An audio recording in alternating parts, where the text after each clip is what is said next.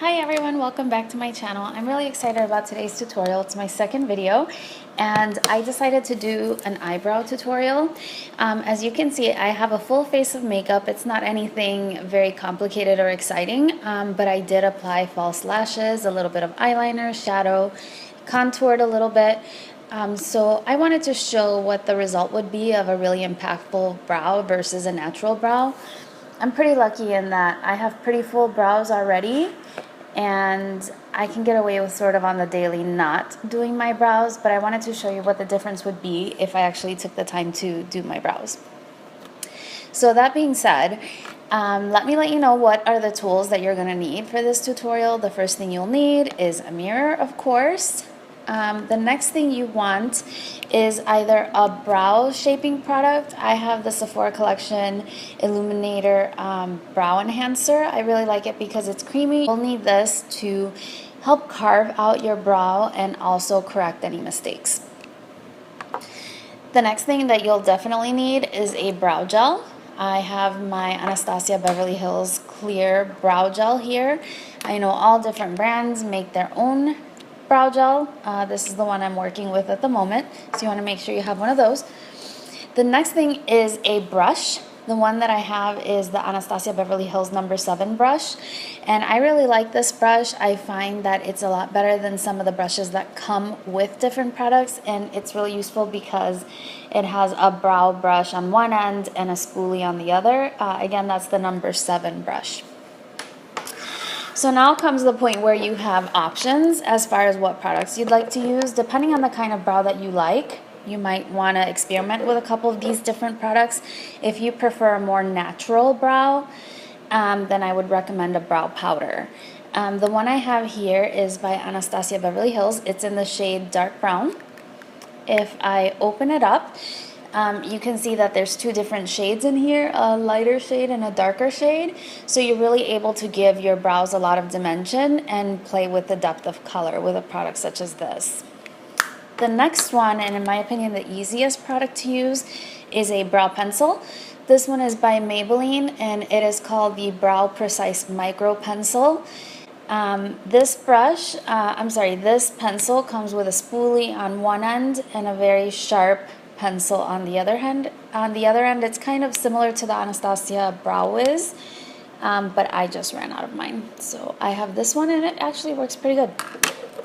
The next product, and the one that I will be using today, is more of a brow pomade.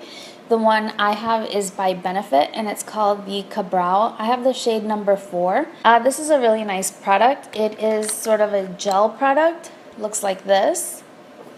It's also nice because in the lid it comes with a brush which you can put on there and then you can sort of do your own brows with it. I've tried out the brush and I don't like it as much as the Anastasia one, so I just use the product and leave the brush alone. But if you're traveling, it could be handy to have the brush right in there. Keep it from getting dirty or anything like that. So as far as the 3 products, like I mentioned, the powder will give you more natural looking brow. The pencil is sort of an in-between, and it's the easiest to use. The pomade might be the more challenging one to use, but it does give you the more dramatic brow, which I'd like to try for the purpose of this tutorial. I say try because brows can be hit or miss, and sometimes it's great, and sometimes it's not so great. Now, ordinarily, when you're going to do your brows, you don't generally start out with a full face of makeup, but I wanted to do that for 2 reasons. The first was I wanted to show a really fair before and after of what the effect of having a good brow might be on your complete makeup look.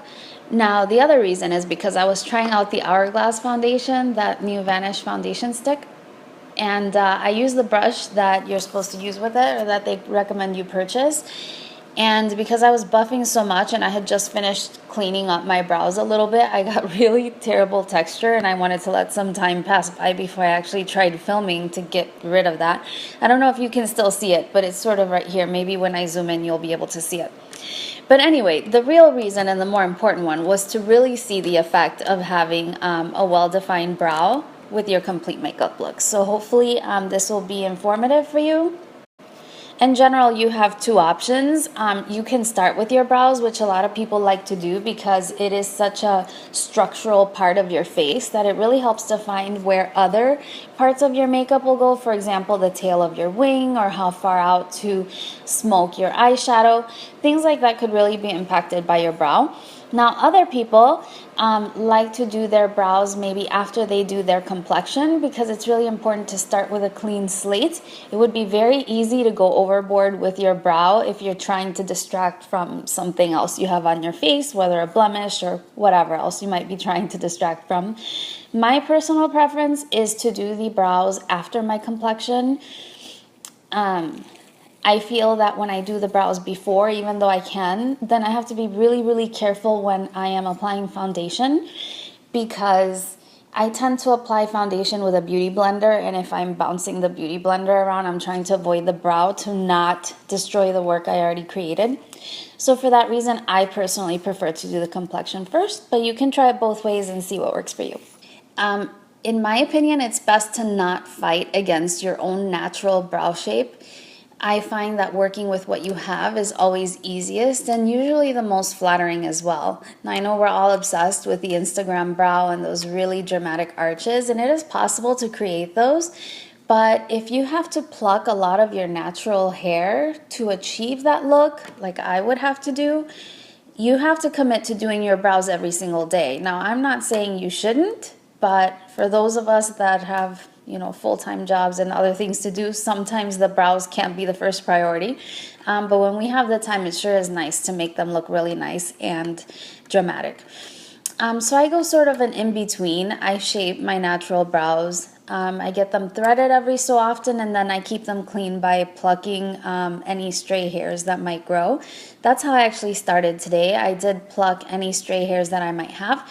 Another tip is to, if you're at home, to actually draw in your brow with a pencil and see the shape that you want and pluck any hairs that are outside of that. That's been a really handy tip for me to learn which ones to pluck and which ones to not. But I've been doing it for so long that I pretty much can do it without drawing in the shape first.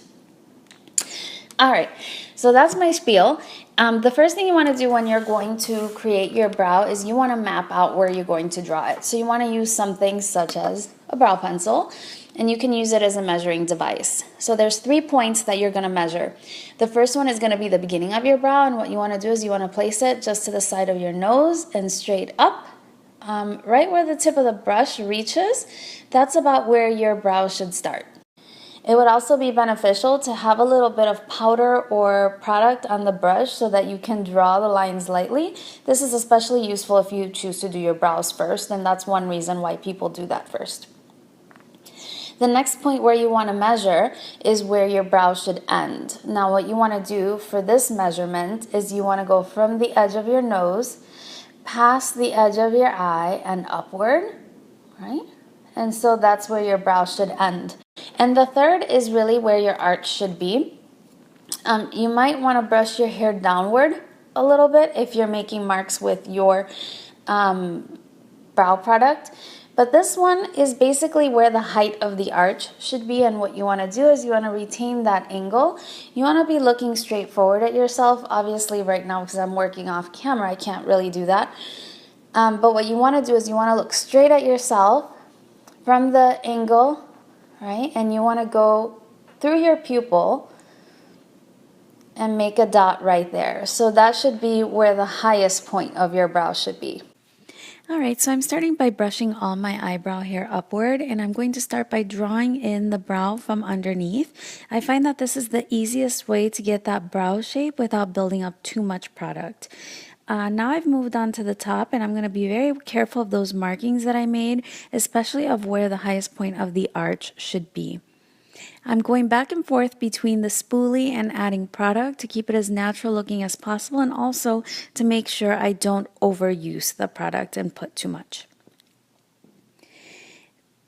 Here I'm using the definer. The Sephora concealer can also be used for this purpose.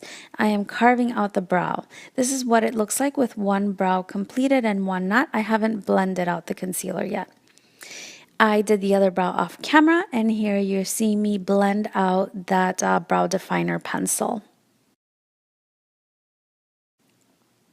Once that's complete, the final step will be to use the Anastasia clear brow gel, and that just keeps your eyebrows set for the rest. Alright, so there you have it. I've drawn in my brows. I did bring in one particular type of brush, which I forgot to mention at the beginning, and that's a small concealer brush. I'm using this one by e.l.f. You can use a flat definer brush, a concealer brush, you can use an eyeliner brush, anything to get you to blend out that concealer. And if you're actually using concealer, it's really good to use something as precise as this so you can draw it on. I had the advantage of using a pencil type product, so I can draw on using the product itself. Rather than trying to match your hair exactly, I think a good piece of advice is that if you have very light hair color, that you want to darken your brows a little bit. So I used a very dark shade. It's definitely darker than my hair color right now. If you have very dark hair, then you want to use a shade a little bit lighter because you want to balance, create a little bit of balance with the contrast. So yeah, that's it for this video. I hope you found it helpful. I hope you liked the result. It does take a lot of practice, and what they say really is true, that your eyebrows are sisters and not twins. Don't spend too much time trying to get them perfect because our face shape naturally is not perfect. So you can try to do the best you can, and it'll get better with practice. Thank you so much for watching. Please consider subscribing. That's how you'll be kept up to date on any new videos that I post. Right now I'm posting one video a week, but I'm aiming to do more. I'm about to film an empties video, which I'm really excited about because I think those are the best product reviews. You can tell about a product when you've really used all of it. A first impression is not as good. So I do have a lot of product empties that I want to share with you. So if you'd like to see that, give this video a thumbs up and also subscribe so that you won't miss it when I do share it. I hope you're having a wonderful day. Take care, and I will see you next time. Bye.